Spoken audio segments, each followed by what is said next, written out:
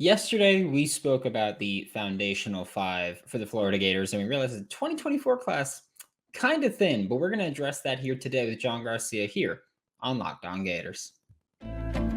You are Locked On Gators, your daily podcast on the Florida Gators. Part of the Locked On Podcast Network, your team every day.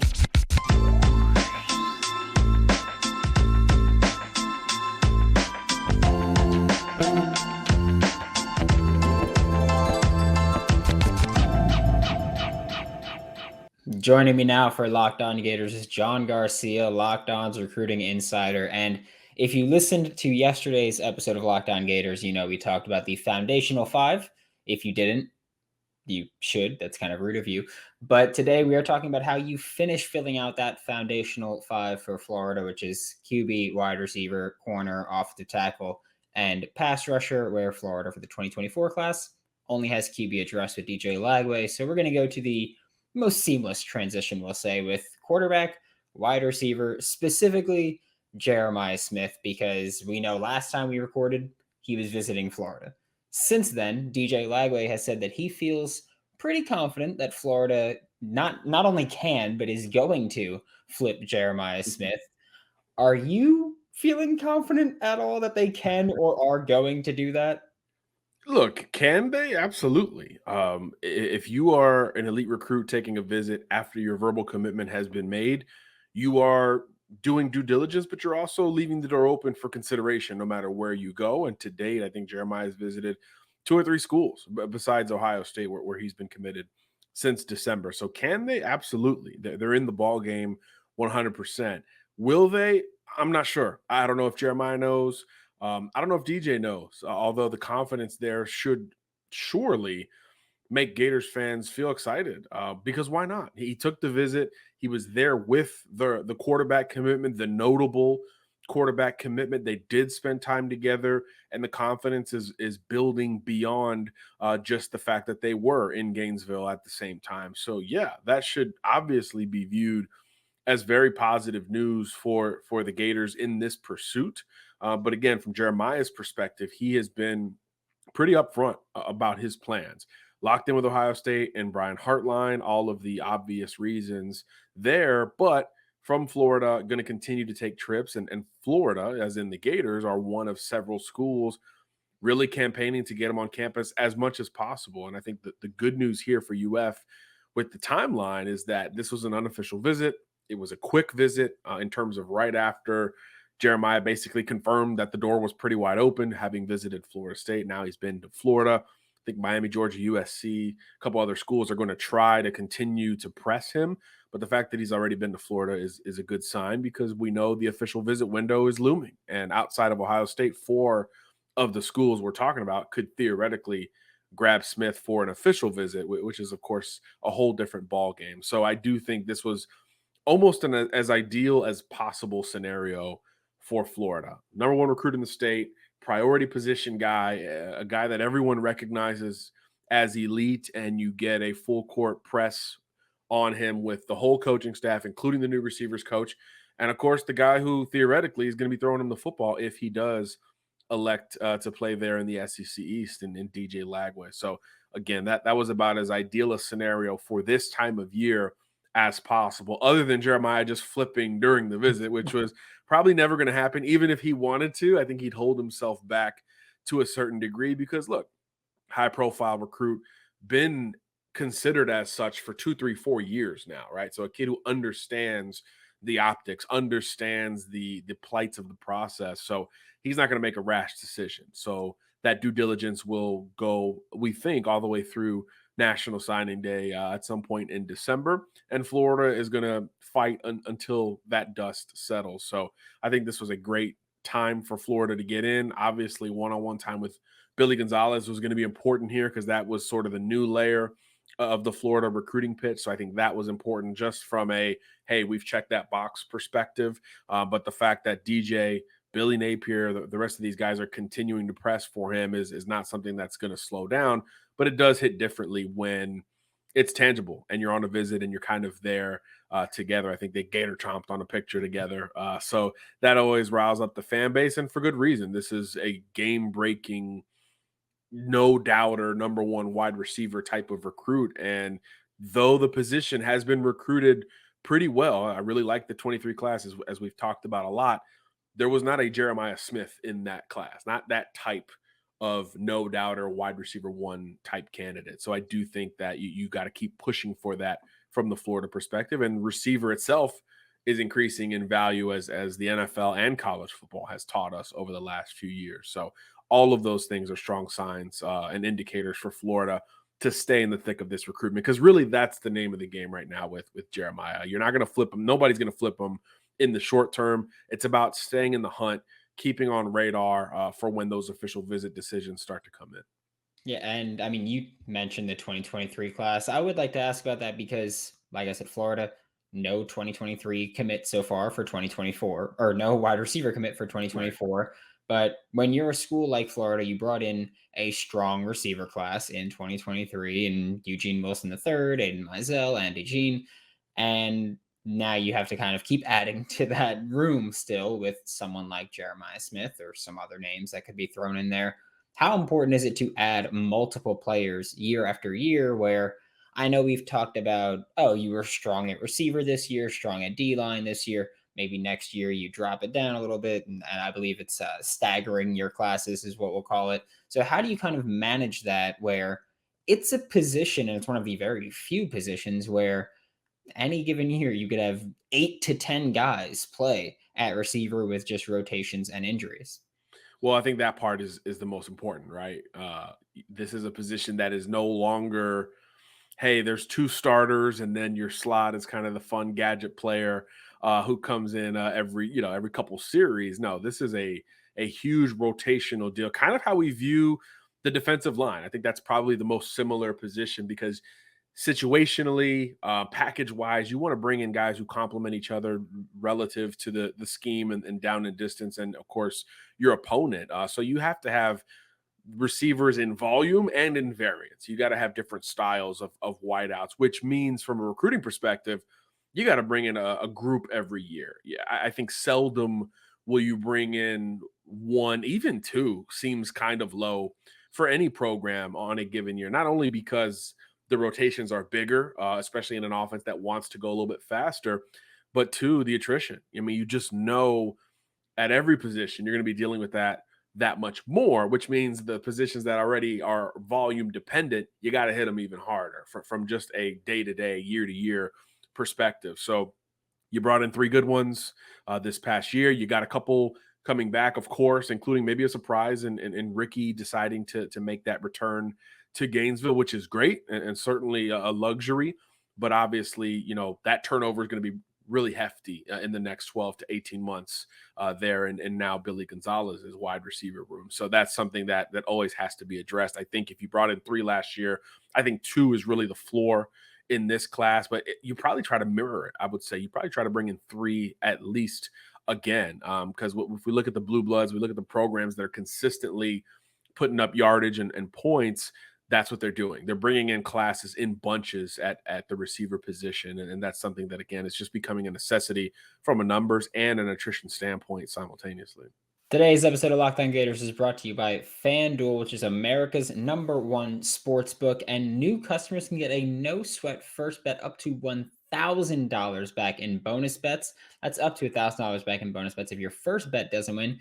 And for the MLB, if you place a $25 bet on a World Series winner, you then get two 50% profit boosts to make even more money on this. And also, if you're an NBA fan, you can be like me on Monday night, where Kevin Huerter of the Sacramento Kings, I bet over 11.5 points, and that man had 5 fouls and 5 points in the third quarter. But luckily, late scoring push from him led to him hitting the over, because I was sweating like I was in a sauna on that one. Make sure to go to FanDuel.com/lockedon. That's FanDuel.com/lockedon to learn more. And similar to receiver on the defensive side of the ball, you look at cornerback. Florida brought in a strong DB class in general, but we're focusing on corner here.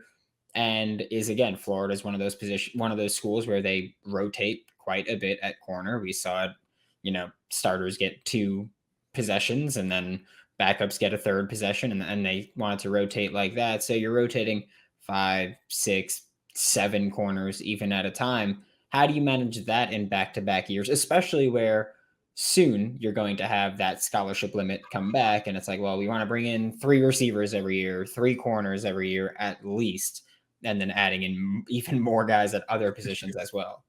Yeah, I think corner's a little bit more tricky because there are just less of them, right? There's just not as many recruits, especially if you're talking about the transition from high school to college, that are ready to play big boy corner in the SEC early in their career. Sometimes you have to manufacture at that position, right? Bring in a two-way guy who was maybe more of a receiver in high school, and you slowly push him towards that cornerback spot until he gets comfortable.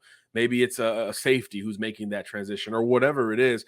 There's just not as many ready-made corners at the prep level compared to the wide receiver position. So I think it creates that much more of an urgency for the high-end guys, the guys who, hey, the Devin Moore types who are going to come in. Jakeem Jackson looks like the guy from this past class coming in ready to go right now from a physical and really a skill standpoint. There's just, again, not that many types. So you really have to lean on your evaluations. Good thing for Florida, Corey Raymond is leading that entire group now from a recruiting and, of course, an on-field perspective. So I do think you'll see a little bit more success in the secondary.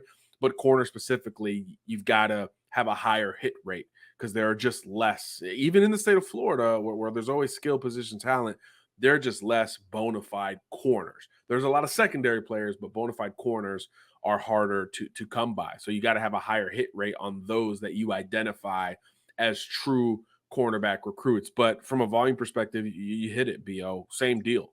You got to bring in pretty consistent numbers there year in, year out, because it's, even though there is a rotation similar to wide receiver, you could still have some of that attrition. And again, they're just less available. So it's even more important, I would say, to lock in on cornerback recruiting relative to wide receiver and most other positions.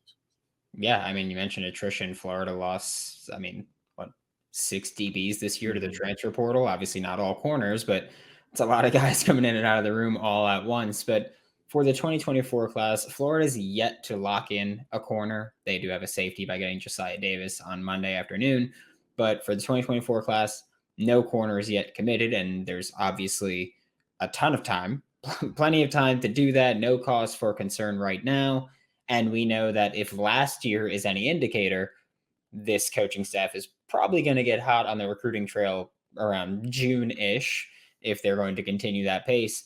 But at what point would Florida Gators fans be justified in getting worried at not adding a corner yet in the 2024 cycle? It's right there. You took the words out of my mouth. If you roll around to fall camp and it's a little bare at any priority position, you start to worry to a degree, right? We saw some of that last year at quarterback, where there was kind of at this one point of, what are they going to do? And then there was a whole lot of ups and downs thereafter, but they did get some commitments in. So I think at corner, it's about the same because of the summer official visit windows.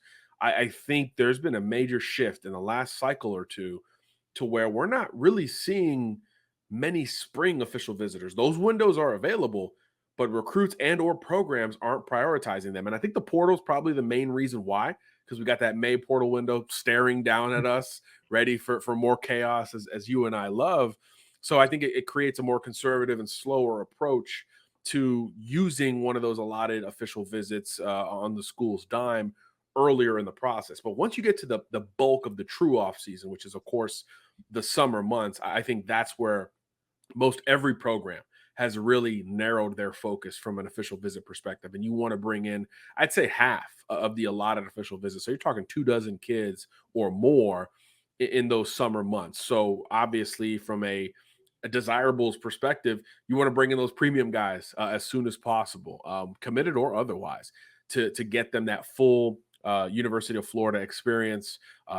It'll be hot, but that's something that comes with it. I think the northern schools take advantage of that time of year just a little bit more because it's not, 0 degrees and snowing. But that's something that you sort of want to find out about, from a recruiting perspective. But again, I think that's the window.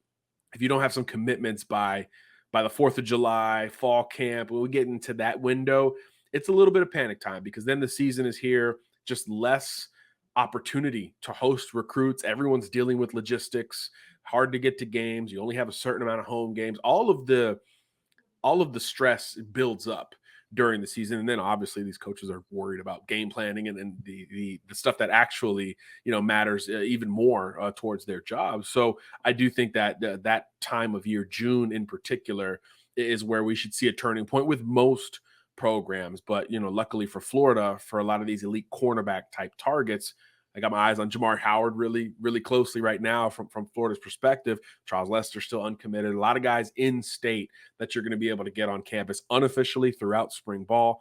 And then, of course, you hope for those return trips in the summer for official visits. And then kind of the last resort is I think the in-season game visit scenario leading up until those signing days. Yeah, and I mean, since you mentioned Jamari Howard and we're talking about him from a Florida perspective, Michigan State recently had a change at cornerbacks coach. Yep. How much of that should go into, hey, Florida's trying to push for him and trying to flip him from them, where with Jeremiah Smith, we talked about that with the change at quarterback because Raiola was at Ohio State, no longer, that ain't happening. We'll put it like that. And then Michigan State, Jamari Howard, cornerback coach change. So how much of that really should go into this potential flip? Yeah, it's a huge deal. That's who Jamari committed to. Obviously, Mel Tucker and the bulk of that top level staff is still there. But you're talking about, a school basically across the country. When you're from Hialeah, and shout out to Hialeah, Westland Hialeah, which is a school that have not seen produce a lot of prospects. So shout out to that school and Jamari in particular.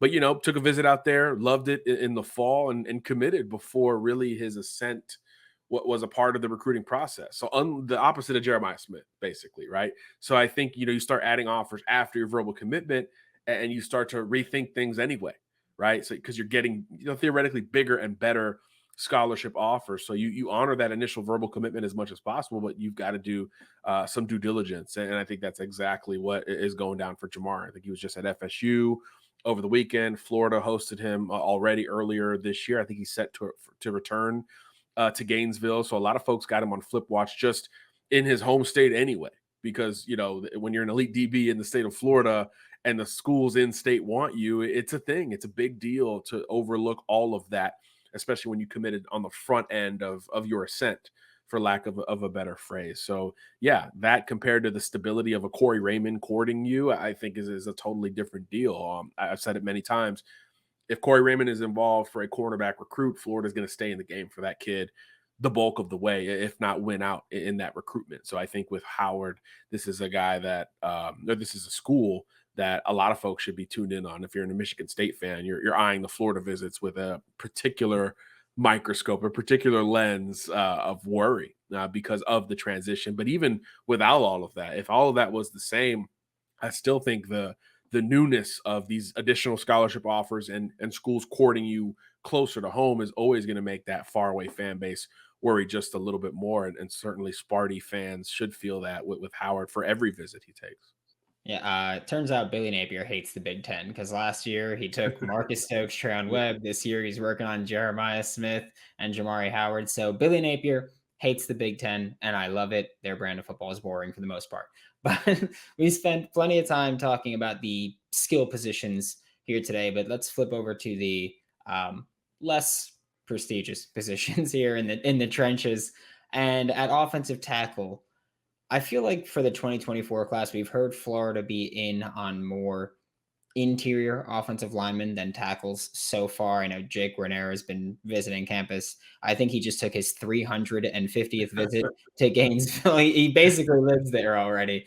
So he's constantly visiting. But how hard is it to kind of find I guess we'll call them franchise offensive tackle for this 2024 class, just given from what I'm seeing from the outside of Florida's targeting more interior offensive linemen, it looks like. Well, it's not a great deep tackle class. I think it mirrors the quarterback position where you kind of got to find your guys pretty early here, because I think after the top few, there's a drop off and you start to bank a little bit more, particularly with offensive tackles, on the projection, the frame, the length, the athleticism. It becomes a bit of a measurables business as opposed to your interior guys who you're like, hey, I see on Friday nights, this is a road grader, this is a mauler, this is somebody who's getting after it. in a phone booth. With tackles, it's a lot more projection. And then we talk about not a lot of corners being available.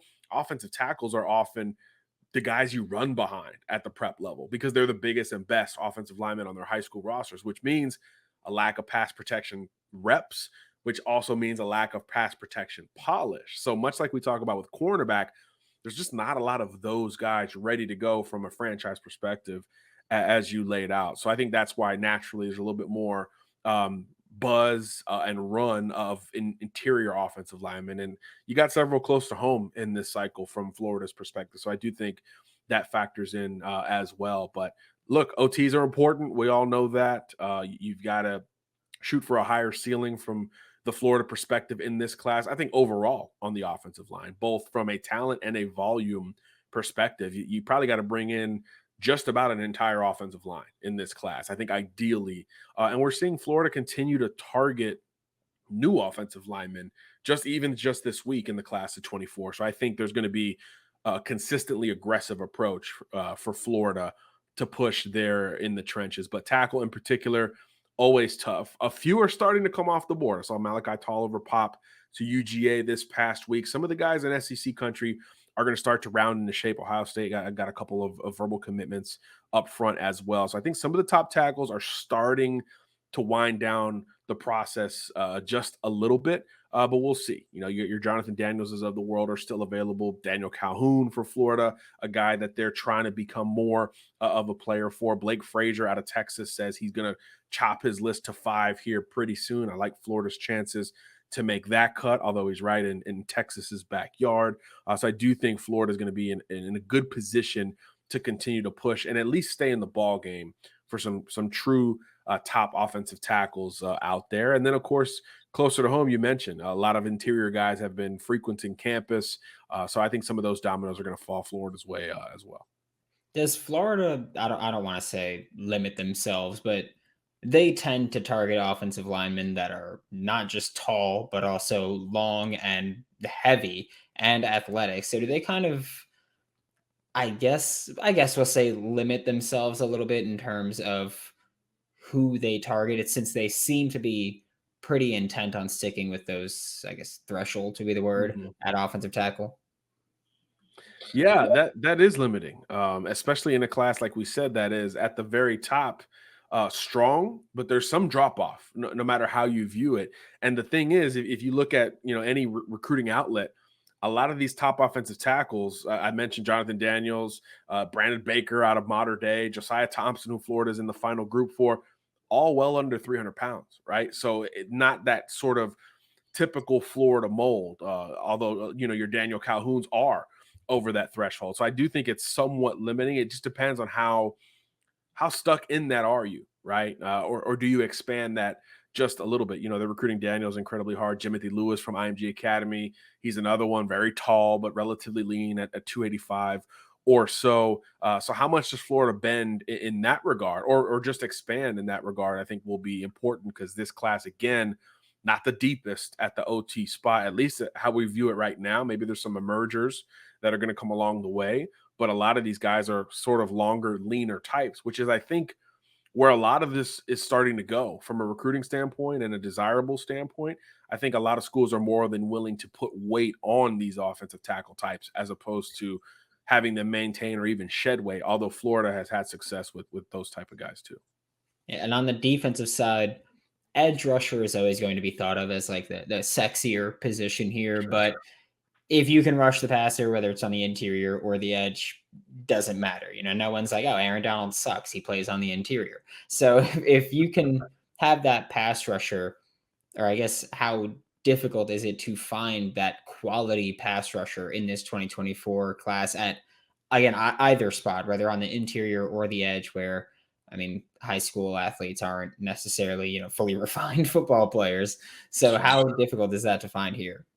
I think this is a little different, especially from the edge, because we talk about on corners manufacturing it a little bit and making them, molding them into corners. I think you see a lot of crossover of that with the edge rusher position. Not so much for the interior guys. I think, look, there's a certain height and weight you got to have to be in this ballpark on the inside.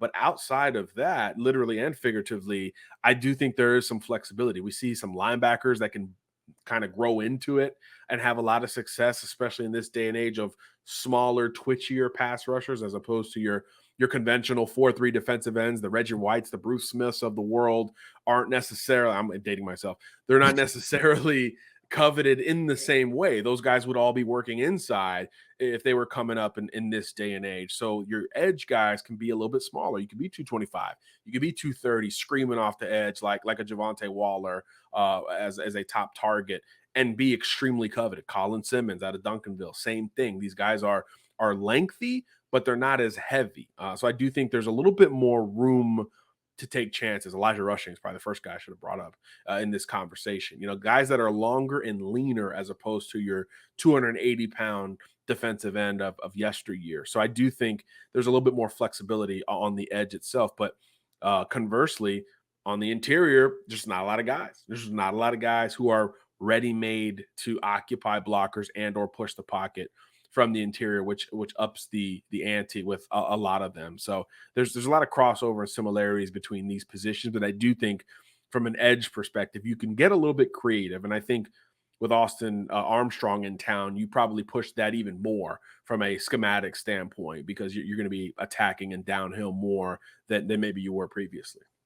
Yeah. All right. Thank you so much, John. This is John Garcia, Locked On's recruiting insider. Catch him all throughout the Locked On College channel. And another week, another appearance here on Locked On Gators. We did it.